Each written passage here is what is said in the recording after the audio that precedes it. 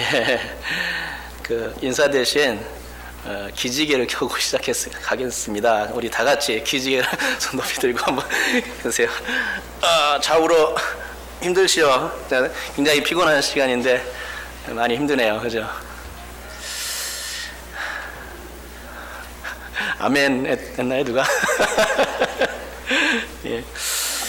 자, 우리 말씀을 보았는데요. 한 구절입니다. 한 구절인데 여기 말씀에 귀한 말씀들이 많이 담겨 있는 것 같습니다. 그래서 예수님의 말씀, 그 5절 말씀 이 첫 부분에서 나는 뭐라고 얘기합니까?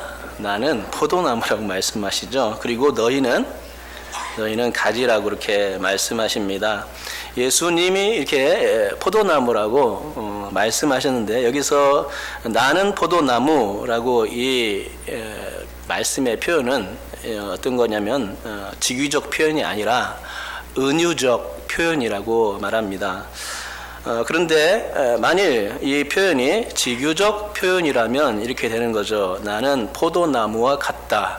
그러니까 은유적 표현이라는 것은 나는 뭐뭐이다 라고 이다라고 이제 끝나는 것을 은유적 표현이라고 얘기하고 뭐뭐와 같다라고 말하는 것을 직유적 표현이라고 말합니다. 그래서 이 표현은 예수님께서 직유적 표현으로 말씀하신 것이 아닙니다. 같다가 아니라 뭐라고요? 이다. 은유적 표현으로 말씀하신 겁니다. 문제는 이렇게 직유적 표현을 사용하면은 이제 이 경우에 문제점이 발생하게 되는데요.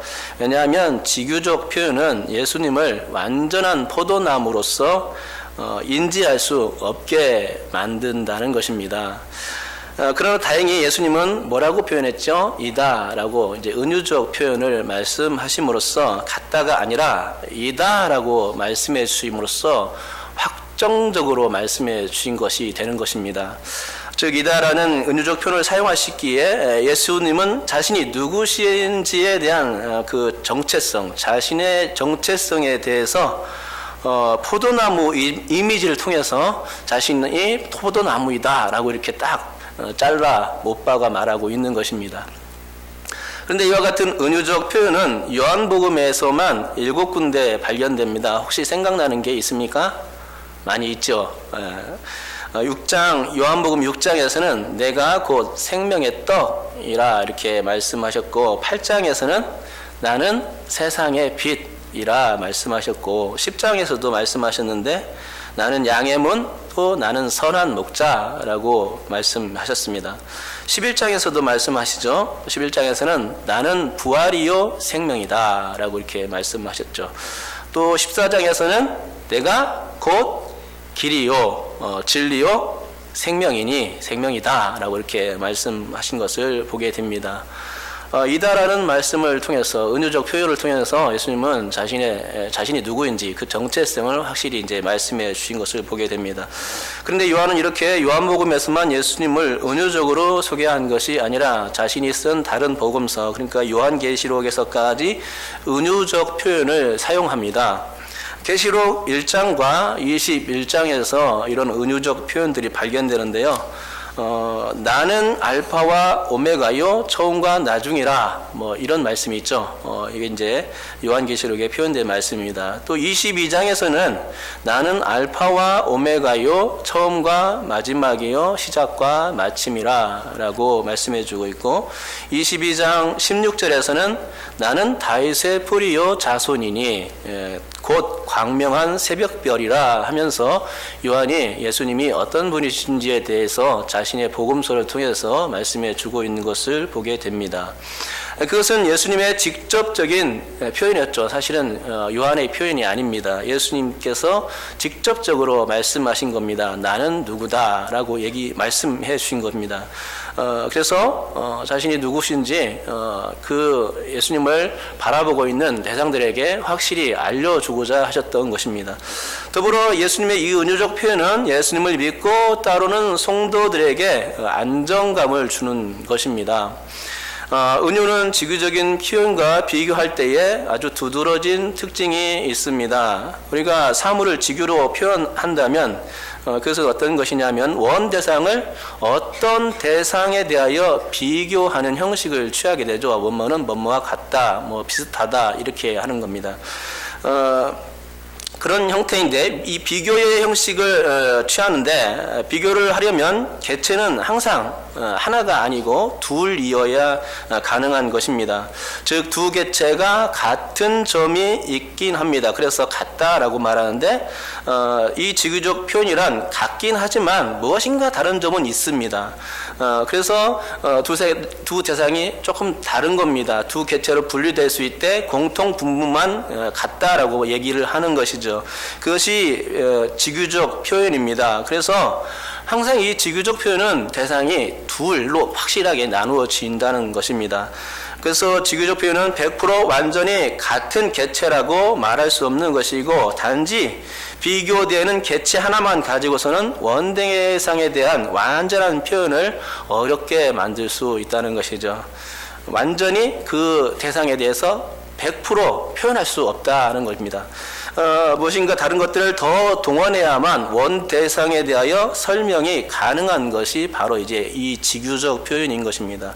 그러기에 예수님을 지구적으로 표현한 것은 예수님이 어떤 분인지 이해가 덜 가게 만들고 또 그것이 예수님에 대한 완벽한 표현일 수 없다는 결론이 되는 것이지요. 하지만 은유적인 표현은 어떻겠습니까? 그것은 확실한 표현이 됩니다. 너무나 정확한 표현이 되는 것입니다. 그리고 개체가 둘이 아니라 하나가 되는 것을 볼 수 있습니다. 가령 예수님이 나는 포도나무요 라고 오늘 본문과 같이 말씀을 하셨다면 그 말씀 자체로서 이미 확고부동한 진리가 이제 성립되는 것을 알게 되는 것입니다. 은유는 명확한 이미지로서 우리의 뇌리 속에 이다라고 각인을 시켜주는 것입니다. 그것은 같다라는 지구적 표현을 통해서는 얻을 수 없는 통찰을 가능하게 해주죠. 즉 이다라는 이 은유적 언어는 원대상에 대한 정확성을 체험하게 만들어줍니다. 그러기에 예수께서 자신을 포도나무라고 소개하셨다면 우리는 포도나무의 외에 다른 그 어떤 것을 생각할 수가 없는 것입니다. 만약 같다라고 말하면은 다른 어떤 것을 더 대입해서 이것도 같고 이렇게 그 원대상이 이것과도 비슷하고 저것과도 비슷하고 이렇게 얘기를 해야만 하지만 은유적 표현은 그렇지 않다는 것입니다. 예수님은 은유적 표현으로 이다라고 확정적으로 말씀해 주심으로 말미암아서 다른 어떤 대상을 더 이상 대입할 수 있는 것이 아니라 포도나무라고 했으면 포도나무인 것입니다. 다른 것이 개입될 수 없는 것이죠. 바꾸어서 더 이상 말씀할 수 없는 것이 은유적 표현의 특징인 것입니다. 그러니까 이것이 개체가 둘이냐 개체가 하나로 묶어지느냐 이것에 따라서 은유와 지규의 차이점이 나눠지는 것을 볼 수가 있는 것입니다. 여러분 은유적인 표현은 지규적인 표현과는 달리 두 세상이 완전히 일체인 것입니다. 두 개체로만 알고 있었는데 알고 보니 하나의 이미지로서 겹쳐지더라는 것이죠. 곧 예수님이 포도나무이고 또 참 포도나무는 예수님이 참 포도나무이고 참 포도나무는 예수님이라는 등식 이 성립되는 것입니다. 예수님은 더 이상 존재할 수 없는 다른 어떤 개체들과 대체될 수 없는 그러니까 참포도나무라고 했으면 참포도나무 그거밖에 안 되는 겁니다. 그래서 오직 참포도나무는 예수님 한 분만의 이미지만 떠올리게 만드는 것입니다. 포도나무와 같이 인류의 생명력을 줄 수 있는 분이 예수님밖에 없다는 그 표현을 예수님은 자신이 나는 포도나무다 이렇게 말씀해 주신 것이죠. 그러기에 예수님 하면 참 포도나무가 떠오르고 참 포도나무 하면 예수님을 떠올릴 수밖에 없게 됩니다. 예수께서 다른 어떤 대상으로도 표현될 수 없는 분이심이 참 포도나무라고 못 박아둔 이 은유적 표현으로서 전달됨을 알 수 있습니다. 참 포도나무다 라는 이 말은 그래서 절대적 진리, 구원의 실체가 예수님이시다. 당신 자신이 나는 구원이요 나는 진리다 라고 선포하는 것과 같은 것이죠. 이와 같이 예수님은 자신을 은유적으로 이렇게 표현하심으로써 자신이 누구인지 알기 원하는 그 수많은 무리들에게 확실하게 다가가셨습니다. 내가 길이요 진리요 생명이기 때문에 너희들은 내게 붙어 있어야 한다. 내가 부활이요 생명이기 때문에 너희들은 나를 떠나서는 살 수가 없다. 나는 참 포도나무이니 내게 붙어 있어야만 너희가 분명코 살 수 있다. 라는 그 확실한 메시지를 이 은유적 자기 표현에 대하여서 말씀해 주시는 것입니다. 그런데 여러분, 예수님의 은유적 이름은, 이 은유적 이름들은 포도나무 이외에도 많다고 아까 말씀드렸죠. 생명의 떡, 세상의 빛, 선한 목자, 부활, 길과 진리와 생명, 알파와 오메가, 전과 나중, 시작과 끝, 그리고 다윗의 뿌리요 자손, 광명한 새벽별 등 많습니다. 은유적으로 표현된 예수님의 이름이 이렇게 많은 것입니다. 그리고 이렇게 많은 은유적 자기 표현을 예수님께서 굳이 쓰셔야만 했던 이유도 있습니다. 그것은 우리 인간이 어린아이와 같기 때문입니다. 어린아이의 생각이 어떻습니까? 모든 성인들이 하는 말을 다 알아들을 수 있습니까? 그렇지를 않죠. 자기 그 지능에 맞는 그 이해력을 가지고 이해를 하는 것입니다. 어려운 이야기, 어려운 대화는 잘 이해하지 못하고 또 엉뚱하게 생각할 경우가 많은 것입니다. 그래서 우리 인간이 어린아이와 같아서 이해 수준이 낮기 때문에 예수님은 굳이 이렇게 은유적 표현으로서 당신을 계시할 수밖에 없었던 것이죠. 그래서 어린아이처럼 말뜻을 완전히 이해하지 못하거나 지식이 채 구비하지 아니한 것 같은 그런 대상들에게 주님께서 말씀하여 주시는 방법입니다. 그런데 이와 같은 미숙한 자녀들과 어떻게든 대화를 시도하시려는 분이 예수님이라는 것이죠. 예수님 우리와 대화를 시도하시는 것입니다. 자신을 소개하고 싶으시고 또 알려주고 싶으신 것입니다. 어떤 방법을 통해서요? 은유적 방법을 통해서, 이다라는 메시지를 통해서 우리와 관계를 가지시고 싶으신 것이죠. 이것이 바로 사랑이 많으신 예수님의 그 생각이었고 말하는 방식이었던 것입니다. 어떻게든 구원의 진리에, 어떻게든 생명의 자리에 앉혀 놓으시려는, 나는 무엇이다 라고 선포함으로써 그것을 듣는 동시에 예수님이 메시아구나 라고 깨닫게 만들기 위해서, 그래서 예수님을 믿지 않으면 다른 구원의 대상이 없구나, 나를 구원해 줄 분은 없구나 라는 것을 정확하게 알게 하기 위해서 주님의 그 사랑 많으신 생각이 이 은유적 표현에 담겨 있음을 보게 됩니다. 바로 여러분들과 대화를 나누기 위해서, 나 자신과 대화를 나누시려고 주님은 이렇게 나는 구원이다 라고 선포해 주신 것입니다. 하지만 예수님은 우리와 대화를 시도하실 때에 어려운 용어를 사용하여 말씀하시지는 않습니다. 자신이 천지를 창조하신 전능자라 자처하시며 자신의 유식함을 뽐내시는 법이 절대로 없으십니다. 들어보지 못한 어휘를 쓰시거나 식자층이 겨우 알 수 있는 어려운 말들도 회피합니다. 아까 말씀드렸듯이 우리는 하늘의 신령한 용어를 다 알 수가 없기 때문이죠. 어린아이와 같기 때문입니다. 우리 주님은 자녀들을 사랑하시는 그 사랑의 마음 때문에 자신을 겸손한 의치에 내려놓으시고 그래서 대화를 시도하시는 것입니다. 일상의 언어를 사용하시면서 그래서 그 우리가 보고 듣고 느낀 것을 통해서 우리가 환경을 통해서 접하는 그 모든 것들을 통해서 그것을 인용해서 자기를 표현하신 것이죠. 우리가 평상에 생활하면서 아는 그것들이기 때문에 매우 익숙한 겁니다. 그렇기 때문에 우리는 그것들을 잘 알고 있고 예수님은 그 방법들을 알고 있기에 그 대상들을 우리에게 적용해서 자신을 소개하고 있는 것을 보게 되는 것입니다. 누구든지 쉽게 이해되는 그런 말씀으로 자신을 소개해 주시며 그렇게 해서 우리가 주님을 더 잘 이해할 수 있도록 도우셨습니다. 낮추어진 그 언어, 즉 주님은 평상적인 언어를 쓰심으로써 그 말씀을 듣는 자들이 예수님을 알아보고 그 부분으로부터 구원을 얻으며 생명의 자리로 나올 수 있도록 초대하신 것입니다. 즉 자신의 수준을 낮추지 않고서는 도저히 하나님을 알 길이 없기에, 인간이 도저히 구원을 이룰 길이 없기에 인간의 눈높이에 맞추는 작업을 하셔야만 했던 것입니다. 그런 점에서 우리는 자신을 낮추신 그 주님께 감사할 수 있는 것입니다. 주님, 나를 구원하시기 위해서 이렇게 주님의 그 언어 능력을 주셨군요. 감사합니다. 있었습니다. 그것은 나를 구원하시기 위한 주님의 사랑이었습니다. 고백할 수 있어야 되겠습니다.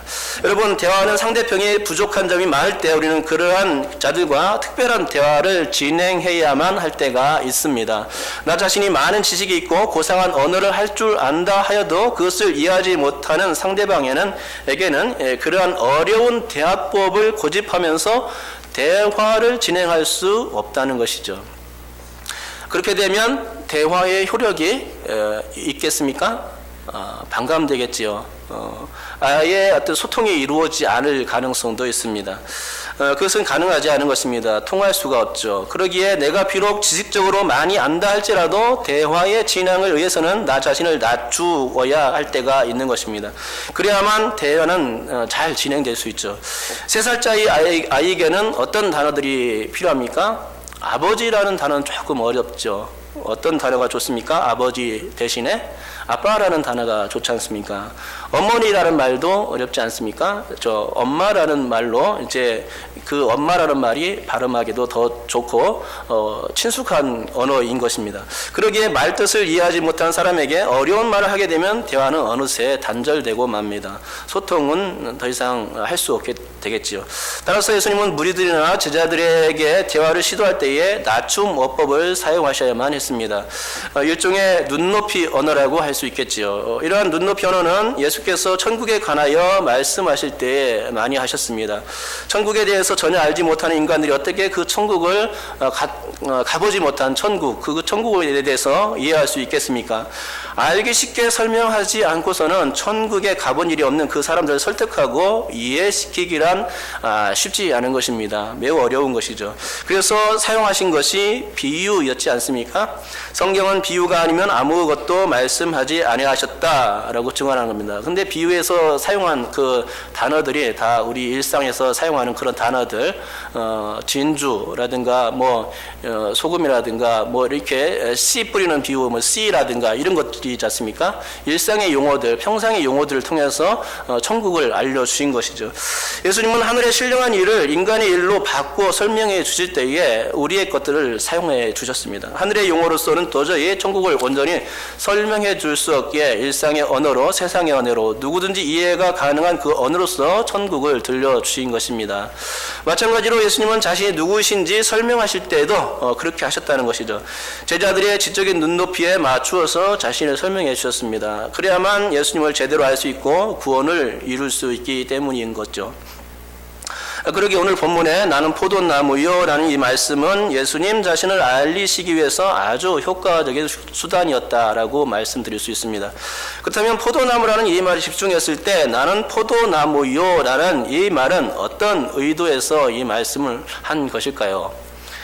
사실 더 정확히 말씀드리자면 그냥 포도나무가 아닙니다. 참 포도나무라고 말씀하셨습니다. 우리 다 같이 15장 1절 한번 읽어보겠습니다. 15장 1절에서 어떻게 말씀하시고 계신지. 자, 읽겠습니다. 시작. 나는 참 포도나무, 내 아버지는 농부라. 계속 읽어보세요. 읽겠습니다. 2절이죠, 그거는. 예, 1절이 끝이죠. 자, 어떻게 말씀하셨어요? 나는 참 포도나무요, 내 아버지는 농부라. 이렇게 단도직입적으로, 은유적으로 말씀하신 겁니다. 예수님이 이처럼 자신을 참 포도나무라고 친히 말씀하신 것은 자신이 생명의 원천이심을 말씀하시려는 것이었습니다. 인간에게 열매를 맺게 하실 수 있는 능력의 근원이 주님밖에 없음을 이 참 포도나무라는 것을 통해서 알려주신 것입니다. 포도나무라는 말에 참이라는 접두어를 붙임으로써 예수님이 어떤 분이다? 진품이다. 짝퉁이 아니다. 이렇게 얘기하시고 계신 것입니다. 그리고 참 포도나무이지 들포도나무다 이렇게 하신 것도 아닙니다. 들포도는 시고 떨고 상품 가치도 없습니다.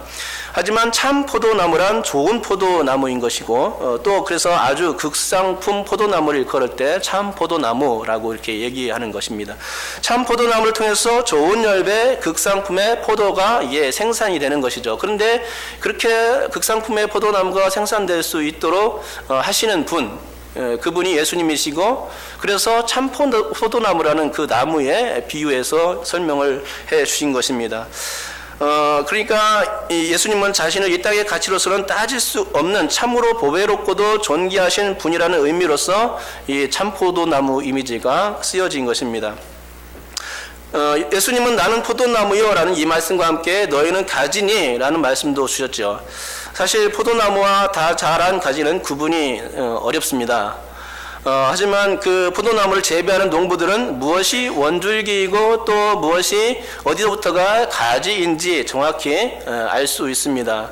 우리가 포도를 재배하는 시골에 가보면 알 수 있듯이 포도나무는 가을 거지를 다 마치고 가지치기를 하여서 다음 추수를 이제 준비하게 됩니다. 그리고 가지치기를 마친 상태에는 그것 자체로서 이제 원줄기가 되는 것입니다. 농부는 다음 해에 다시금 건강한 줄기가 뻗어나갈 수 있도록 원줄기를 미리 가을 이제 추수가 다 마친 상태에서 준비해 놓는 것이죠.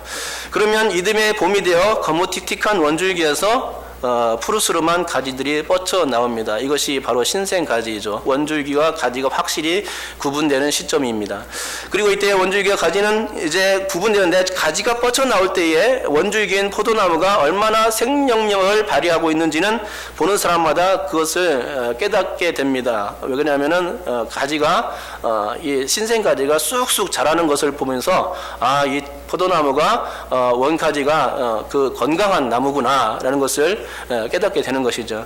그리고 그렇게 생명력을 발산하는 나무는 가지를 뻗고 떠뻗어서 약 10m에서 12m까지 뻗어 나갑니다.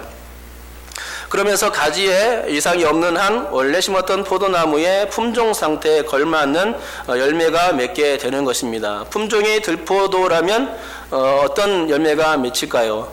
그것은 질이 좋지 않고 상품 가치가 없는 그런 열매들이 나올 것입니다. 하지만 좋은 포도나무, 참 포도나무라면 어떻겠습니까? 거기에서는 참으로 질 좋고 상품 가치가 있는 극상품의 포도가 열릴 것이 분명한 것입니다.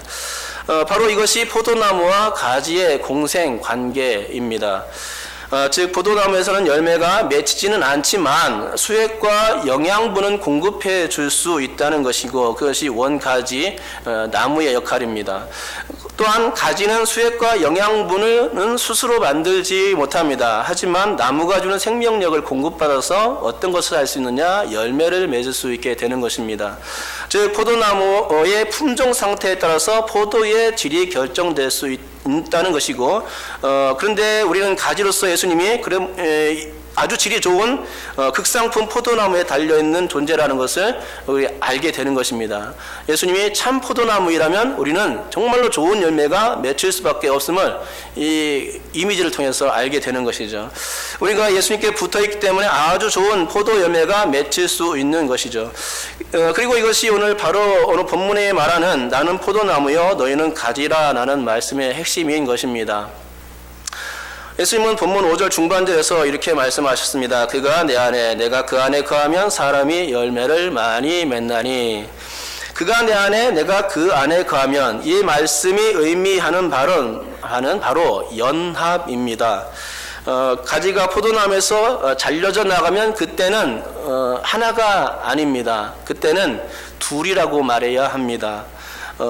왜냐하면 분리되어서 나누어졌기 때문입니다. 원가지에서 떨어져 나갔는데 어떻게 하나라고 말할 수 있겠습니까? 그것은 분명히 떨어져 나간 상태이기 때문에 둘이라고 말해야 되는 것이죠. 하지만 가지가 포도나무에 붙어 있을 때는 어떻게 말할 수 있습니까? 하나라고 말할 수 있는 것이죠. 그것이 연합입니다. 그것은 하나의 실체라는 것이죠. 어디서부터 원줄기이고 또 어디서부터 가지인지가 잘 구분이 되지 않습니다. 물론 처음에 연한 순이었을 때는 쉽게 구분이 되겠지만 시간이 지나면서 가지는 원줄기의 둔탁한 색깔과 아주 비슷해지는 것을 보게 되는 것입니다. 그러니까 이것은 무엇이냐? 우리가 예수님의 자녀라면 예수님이 참 포도나무라면 우리도 예수님을 닮아가는 그 모습이라 생각하면 좋겠죠. 처음에는 연한 가지, 약한 그런 모습, 믿음이 약한 모습이었지만 점점 거무틱틱한 모습을 띠게 되는 것입니다. 원줄기와 가지를 구분 못하는 상태로 되어가게 되는 것입니다. 예수님이 그러니까 좋은 분이실 때에 우리도 그분을 닮아가면서 우리 색깔이 점점 예수님의 색깔로 변해갈 수 있다는 것이죠. 이와 같은 원리는 처음에는 예수 믿는 사람들이 아주 여린 상태에서 쉽게 부러질 수 있는 연약한 믿음 상태에 있음을 알려주는 것이죠. 점점 그러나 단단한 음식을 먹을 수 있는 장성한 분량에 이르는 믿음으로 커나가는 것과 비교하면 적당해 보입니다. 그리고 당연히 그래야만 하겠지요. 예수님은 가지된 우리가 포도나무인 예수님께 더욱 단단히 붙어 있기를 원하신다는 것입니다. 예수님은 당신을 더욱 신뢰하고 의지하기를 원하십니다. 모든 생명의 근원이 포도나무에서 나오기 때문에 그 포도나무이신 예수님께 단단히 붙어 있기를 원하십니다. 왜 그렇습니까? 떨어져 나가면 생명력이 끊기기 때문입니다. 수액과 영양분을 더 이상 공급해 줄 수 없기 때문이죠. 그것이 연합의 원리에서 기인되는 일입니다. 사도 바울이 머리와 몸의 비유를 거론하면서 예수님과 성도의 관계를 얘기했듯이 연합의 원리는 하나됨의 원리입니다. 머리와 몸이 붙어 있어야지 떨어져서는 재구실을 못하는 것입니다. 그것은 생명을 잃은 상태이죠. 몸이 머리와 분리되어 있으면 몸이 머리의 지시를 받을 수 없게 되는 것입니다. 가지는 포도나무에 붙어 있어야만 수액과 영양분을 온전히 공급받을 수 있고 그래서야 자랄 수 있게 되죠. 그러기에 우리 성도들은 예수님께서 하신 이 말씀처럼 예수님을 신뢰하고 그분께 단단히 붙어 있는 일에 열중해야 되는 줄 믿습니다. 여러분께서 그렇게 하실 수 있기를 주님의 이름으로 축복합니다. 그리하면 예수님께서 주시는 그 영원한 생명 기운을 맛볼 수 있고 능력 가운데 살 수 있는 것이죠. 많은 열매, 좋은 열매도 많이 맺힐 수 있는 것입니다. 그렇게 하실 수 있겠지요. 예, 그렇게 하시기 바랍니다. 하지만 성경에 나온 인물들만 추려보더라도 생명나무인 예수님께 끝까지 붙어있지 못한 사람들을 많이 만나 볼 수 있다는 것이죠. 가장 대표적인 사례가 누구입니까? 금방 나오죠. 가룟 유다입니다. 그는 예수님께 찰싹 붙어 있었습니다. 처음에는 정말로 떨어지지 않을 것처럼 보였습니다. 그렇지만 나중에는 어떻게 되었습니까? 떨어졌다는 것이죠. 그는 예수님보다 돈보따리를 사랑했기 때문에 떨어졌던 것을 알 수 있습니다.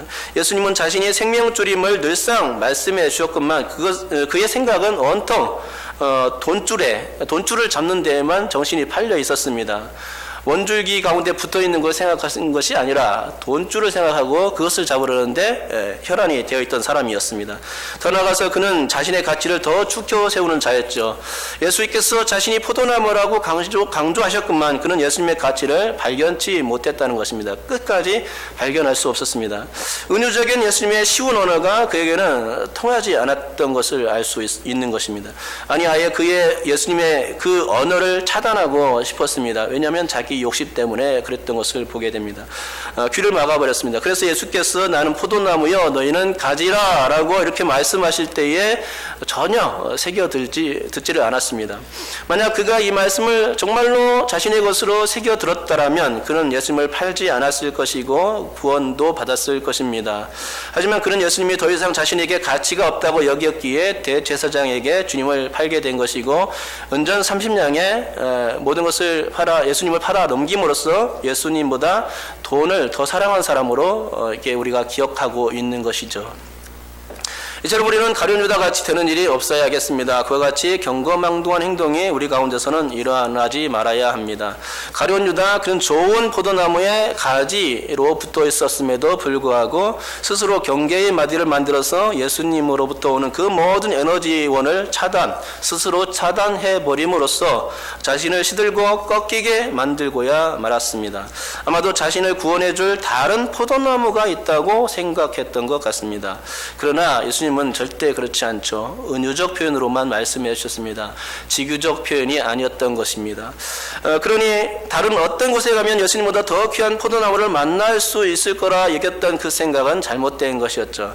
그것은 그의 착각으로 남아버린 것입니다. 은유 대신 예수님은 오직 한 분뿐임을 그가 놓쳤다는 것입니다. 오직 예수님만이 생명의 구주 되심을 몰랐습니다. 어리석음을 범했습니다. 그런데 어디 가룟 유다뿐입니까? 성경에는 다른 인물들도 많이 나옵니다. 데마가 그런 사람입니다. 데마는 사도 바울이 제자였지만 세상에 안위를 더 사모했기에 주의 일에 손을 떼고 가버렸습니다. 데마는 예수라는 포도나무에서 떨어져 나간 가지가 스스로 돼버린 것입니다. 포도나무에서 떨어져 나간 가지는 더 이상 이제 열매를 맺을 수가 없죠. 그 가지들을 한데 모아서 불에 태워지거나 아니면 땅에 떨어진 채 그냥 썩어져 없어지는 겁니다. 그런데 그런 사람이 바로 그것을 모르고 나간 사람이 데마였습니다. 하지만 데마뿐입니까? 성경에는 알렉산더와 후메네오도 그랬다고 말씀하고 있습니다. 사도 바울의 표현대로라면 그들은 자신들을 사탄에게 내어주었다라고 이제 표현하는 것을 볼 수 있습니다. 그러기에 그들 또한 가지치기 된 자들이죠. 여러분, 이런 사람들이 성경에 나오는 것은 무엇을 위해서입니까? 교훈을 받으라라는 차원인 것이죠. 그것을 알지 못한 채 이후에도 많은 사람들이 그와 똑같이 가지치기 당한 것은 교훈을 받지 못했기 때문인 것입니다. 세대를 거치면서 떨어짐의 계보를 잇는 그 수많은 사람들이 있었다는 것은 전혀 성경의 말씀에 예수님의 은유적 표현에 가치를 두지 않았음을 보게 되는 것입니다. 그래서 결국은 그들이 떨어져 나가고 생명력을 잃게 되었고 죽음에 자신을 내어 던지는 그런 꼴이 되었고 결국은 주님의 가슴을 아프게 하는 일들을 역사 대대로 그런 일들이 많이 벌어지게 된 것입니다. 여러분, 주님은 오늘 본문에서 마지막으로 말씀하십니다. 나를 떠나서는 너희가 아무것도 할 수 없음이라. 같이 한번 읽어볼까요? 시작. 나를 떠나서는 너희가 아무것도 할 수 없음이라. 여러분 가운데 예수님을 떠나서 할 수 있는 사람이 있습니까? 무엇이든 예수님 떠나서 다 할 수 있다. 난 자신 있어. 내 능력 가지면 뭐 세상 다 이길 수 있어. 이렇게 얘기할 수 있는 분 계십니까? 없을 줄 압니다.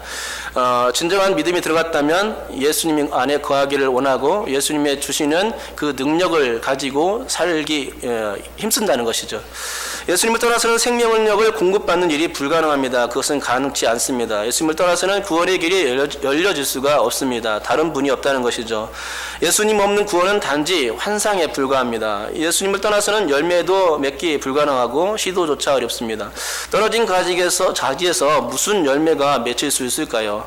없습니다. 주님이 말씀하십니다. 나를 떠나서는 너희가 할 수 없다. 아무것도 할 수 없다.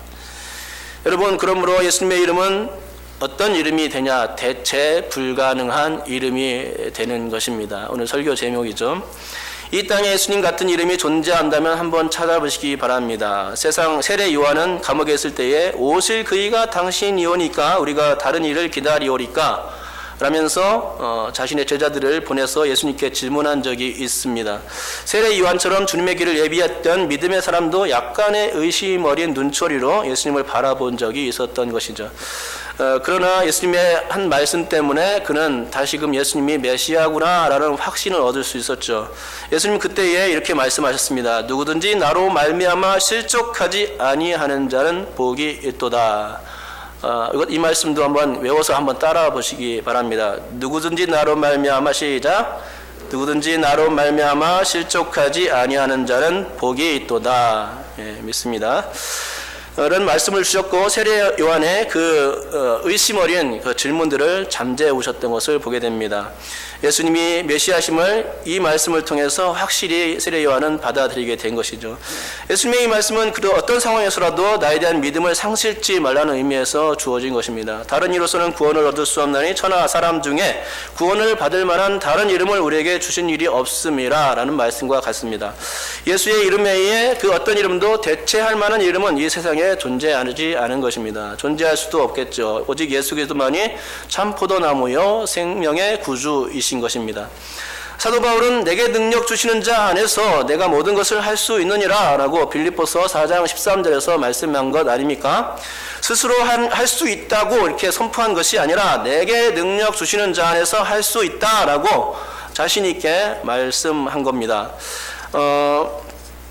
그렇다면 내게 능력 주시는 자가 누구입니까? 내게 능력 주시는 자, 예수님인 거죠. 예수님. 그분은 예수 그리스도죠. 주님은 우리에게 영원한 참 포도나무가 되십니다. 사도 바울도 그렇게 고백할 수밖에 없었습니다. 우리가 주 예수 그리스도만을 믿고 섬길 때에 사도 바울이 말한 바와 같이 다 할 수 있게 되는 줄 믿습니다. 그러기에 내가 모든 것을 할 수 있다는 고백은 이 사도 바울만의 고백이 되는 것이 아니라 우리들의 고백도, 나의 고백도 되는 줄 믿습니다. 내게 능력 주시는 자 안에서, 왜냐하면 예수님께 포도나무이기 때문입니다. 수액과 영양분이 다 나오고 나를 키워줄 수 있는 분이기 때문에 내가 능력 주시는 자 안에서 나는 모든 것을 다 감당할 수 있는 것이죠. 할 수 있습니다. 이 고백이 그래서 여러분의 고백이 될 수 있기를 주님의 이름으로 축복합니다. 그리고 그러한 능력의 고백 안에서 자부심도 가질 수 있겠지요. 우리의 정체성을 그 안에서 느낄 수가 있습니다. 나는 예수님의 사람이구나 라는 것을 확실히 알게 되는 것입니다. 나는 예수님의 사람이고 하나님의 자녀구나 라는 것을 그 안에서 느낄 수 있는 것입니다. 나는 천국의 백성이 되었구나 라고 그런 자부심도 느끼게 됩니다. 영원한 생명을 맛보고 누릴 수 있는 영적인 존재, 죄와 사망과 흑암의 세력에서 벗어나 해방된 자유하는 존재가 되었구나 라고 복음을 깨닫고 복음을 맛보게 된 것입니다. 그리고 바로 거기에 우리의 정체성이 있습니다. 구체적으로 그 정체성이란 우리가 예수라는 포도나무, 참 포도나무에 붙어져 있다는 사실, 그것입니다. 그러므로 나를 떠나서는 너희가 아무것도 할 수 없음이라는 이 예수님의 말씀이 한시라도 우리를 떠나게 해서는 안 될 줄 믿습니다. 홀이라도 예수님의 그 신성의 능력에서 벗어나서는 아니 될 줄 믿습니다. 만왕의 왕 되시며 만주의 주 되시는 주님의 통치 안에서 방자하게 굴어서도 되지 않을 줄 믿습니다. 사실 예수님의 이 말씀은 그분 스스로가 신이 아니고서는 도저히 할 수 없는 그런 말씀이었음에 유의해야 한다는 것이죠. 나를 떠나서 라는 말씀이 바로 그것입니다. 감히 어떤 그 누가 나를 떠나서 라고 이렇게 단정적으로 말씀할 수 있을까요? 말할 수 있는 사람이 과연 이 땅에서 몇 사람이나 될 수 있을까요? 한 나라의 대통령이라면 그렇게 나를 떠나서는 아무것도 할 수 없다 이렇게 말할 수 있겠습니까? 대통령은 임기가 있습니다. 임기가 끝나면 물러나는 겁니다. 최고 통치자에서 물러날 수밖에 없는 것이죠. 인간의 권력이란 이양되는 것이지 영원히 누리는 것이 아닌 것입니다. 그렇다면 천주교와 같은 교황과 같은 그 사람이 그런 말을 할 수 있겠습니까? 이 땅에서는 과연 교황이 신과 같은 존재일지는 몰라도 그것은 사람이 만들어 놓은 허울 좋은 위상에 불과할 뿐입니다. 진짜 왕은 하나님이신 것이죠. 예수님인 겁니다. 교황의 말이 신의 말이 될 수가 없는 것입니다. 그러기에 교황 자신도 나를 떠나서는 이라는 말을 사용할 수 없습니다. 이 땅에 어떤 그 현자라 해도 예수 그리스도와 견줄 만한 그 이름은, 다른 이름은 결코 없습니다. 주님은 나를 떠나서는 이라고 말씀하심으로써 자신이 절대적인 존재, 하나님 되심을 스스로 나타내신 것입니다. 그리고 결코 그 말씀에 대항할 수 없도록 확실히 은유적으로 표현해 못 박아 주신 것입니다. 여러분, 저는 오늘 본문 말씀을 통해서 열매를 많이 맺어야 한다는 말씀에 포인트를 주지는 않았습니다. 하지만 주님 안에 거하는 자는 거룩하고 성결한 삶을 추구하는 자가 되고 또 죄를 이기고 모든 시험을 넘어서 말씀을 붙드는 가운데 정말 많은 열매를 맺을 수 있을 것이라는 사실은 믿어 의심치 않습니다. 하지만 그 열매를 맺기 전에 중요한 것이 있는데 그것이 연합이라는 것이죠. 포도나무와 가지, 그 연합, 공생관계입니다. 그것을 우리가 상기하고 잊어버리지 말아야 한다는 것입니다. 제가 바로 이 연합, 이 비밀 때문에 오늘 설교에서 열매보다는 주님과의 관계를 집중하고 있는 것입니다. 그렇습니다. 오늘 설교를 통해서 여러분이 한 가지 놓치지 말아야 할 사실이 있는데 그것은 예수께서 참 포도나무이고 우리는 가지라는 사실, 그것이죠.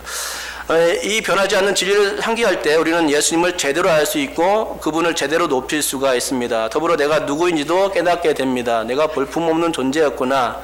나는 예수님께 안에서 새로 태어난 존재가 되었구나. 거듭난 존재가 되었구나. 이것을 확실히 알게 되는 것입니다. 곧 예수님이 대체 불가능한 은유의 하나님이라는 사실이며 우리는 그 안에서 열매를 맺어야 하는 존재라는 사실, 그거죠. 모쪼록 여러분께서 우리 구주 예수 그리스도께서 참 포도나무라 예수라는 이 사실을 깨닫고 또 온전한 생명력을 그분으로부터 항상 공급받아서 능력의 삶, 열매의 삶, 풍성한 생명의 삶을 영위할 수 있기를 주님의 이름으로 축복합니다. 대체 불가능한 예수라는 이름 안에서 대체 불가능한 능력의 삶이 여러분 안에 평생토록 충만하시기를 주님의 이름으로 축복합니다.